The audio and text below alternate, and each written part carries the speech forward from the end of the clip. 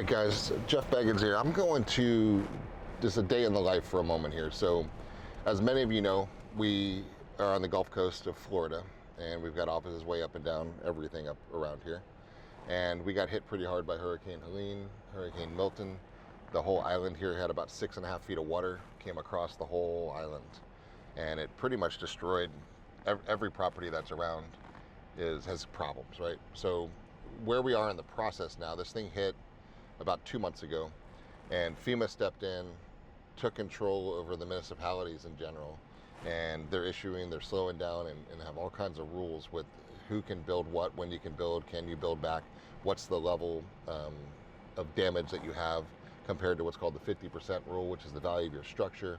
And if the perceived damage to your property is more than 50% of the perceived value of your structure, the actual FEMA has a rule in place that the cities have adopted that says if you have damage that's greater than 50% of the value of your structure, you're not allowed to build it back. You've got to become what's quote unquote called FEMA compliant, and FEMA compliant is a nice way of saying gone, elevated. You need to put it up on stilts, so you need to actually physically raise your old structure up about over base flood elevation, which is about 13 feet, or you've got to tear it down and build something new, which starts living level up at that 13, 14 feet. So that's what's going on around here right now as people going through there. And it's a mess. It's nothing but a giant mess. So what people are talking about is, what can we do? Can we build back? What can we build back, and how are we going to do this, right? So that's one of the questions that we've got, and I spent a lot of time looking at this because it's going to be very interesting. A lot of these properties were built in the 50s, they were built in the 60s, early 70s, when the beach was just the beach, and there weren't really crazy building codes, and it wasn't, you could just build something on blocks in essence, because there wasn't anything interesting. Like zoom in on this one right here across the street. It's literally hoisted up on a couple of cinder blocks. Right, so what do you do? What do you do with that structure? That is so not FEMA compliant, that is so not building code compliant, but it was fine in the 50s when it was actually built. So these are the type of structures that FEMA's coming in and saying, all right, wait a second, there's no way we're gonna give a permit to allow that to be rebuilt. So people are now saying, okay, now what do I do? I've lived here forever, I've owned this forever, it's been in the family forever, we'd love to finish it. We know it'll cost about 70 grand to put it back together. We'd love to, and the government's stepping in saying, sorry, not happening. So there's ways to argue and fight it and trying to raise your values up a little bit with appraisals and playing the game, which we're coaching a lot of people through. But the reality of it is, it's not going to make sense for most, right? For a lot of people mentally can't do this again. Good example, everything that's raised up like this, they're fine. They're supposed to. They got water on their first levels, but they're not supposed to have living stuff on the first level. It's designed to have, oh crap, waves coming in, a surge of 6 or 8 feet's coming. As long as you're elevated 14, 15 feet up, you're fine. Leave the island, let the storm do its thing. And then when we're done cleaning up, we'll call you and tell you can come home, come over here, spray off your garage, and go back to your life, right? That's what everybody wants to see happen. Then you've got this hodgepodge of, yeah, but I've got some on the ground level, I got this, and that. So this is one of the properties somebody called me about and wanted to know kind of what we think we should do here. Is this one on the right. This is built 50s, 60s, up on blocks, up on stilts, and the structure values on these is super minor, and it's not going to be much of anything. So the question is going to be, what do we actually do with this piece of property? And what is it worth, right? So it's very valuable because the value is in the dirt. Under all is the land, right? That's a saying you heard us say for years and years and years. So what can you do here? So you can build another house is really what you can do here. There's no way that's going to become FEMA compliant. It's not going to hit the 50% rule. So their only option at this point in time is to either pick it up and build a structure to sit it on top of, which will cost way too much money to justify doing this one, especially the sizes of these properties, and or sell the properties and let somebody else do it, or tear it down and use the equity in your property to build a new property out there. And it's quaint, it's Florida, it's old beach, it's quaint, it's neat, but it's certainly not safe in what FEMA is looking for. So what we're doing is a couple different things right now. We're taking owners like this, and I'm saying, do not sell this. because look, the values now, a little inland lot is worth 250 grand, right? Ballpark, or depending on what it is. And a little waterfront lot with no real view to see but a dock for your boat is worth about 700-ish, 650, 700-ish.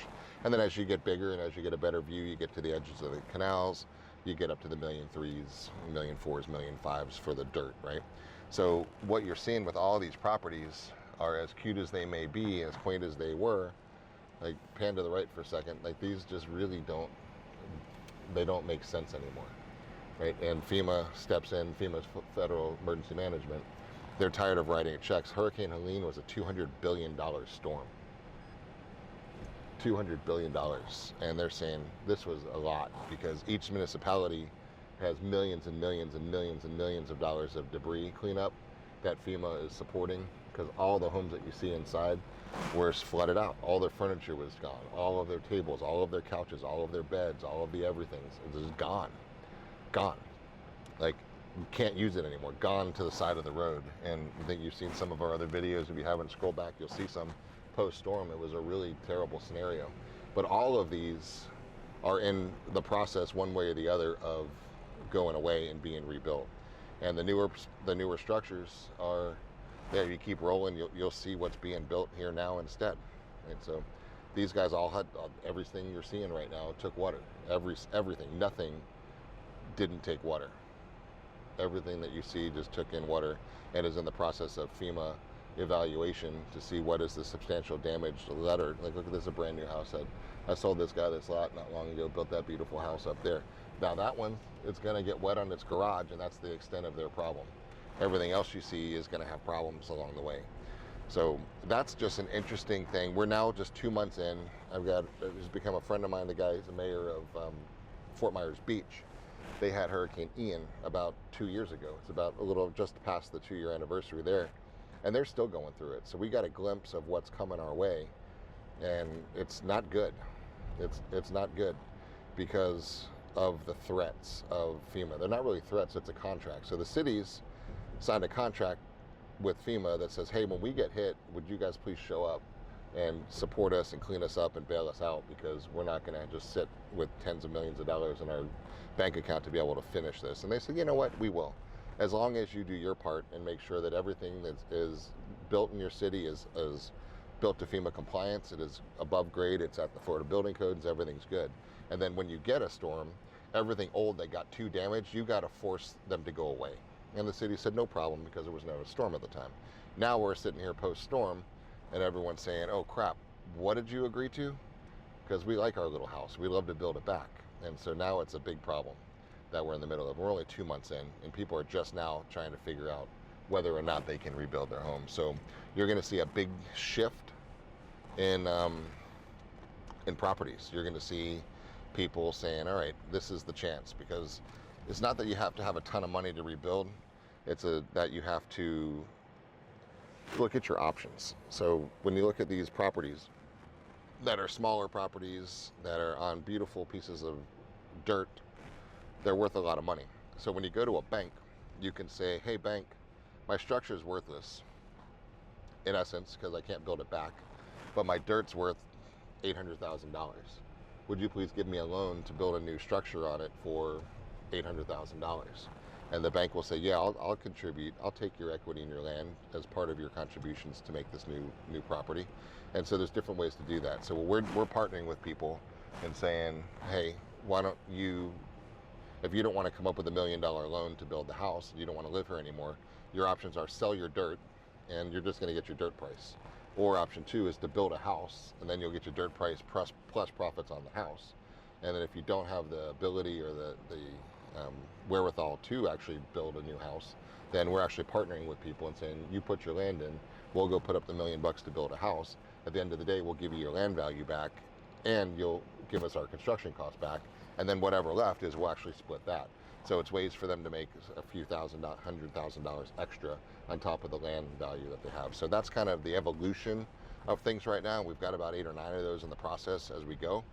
And it's going to be an interesting time. So you just look around. This is 2 months later, and it's still pretty messed up, but it's nothing nearly as bad as it was. People are now starting to be able to get back. Some are never going to come back.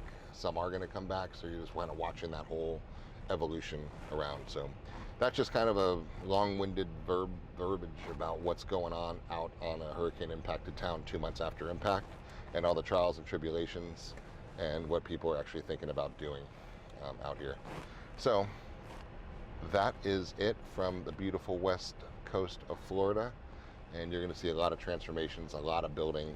There's a lot of property. We're getting our hands on some new properties right now to build some new structures.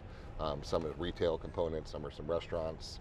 We're about to really launch that Marriott project right now, and good things are coming, and we're helping a lot of people get through a really difficult time, and being able to profit from their land in ways they didn't think they could do it before. So stay tuned and follow this, subscribe to this one, and so you watch all the updates as we kind of are, in essence, building an entire new coast, a new island in Florida, in essence. So that's what's going on here. Stay tuned for the evolution.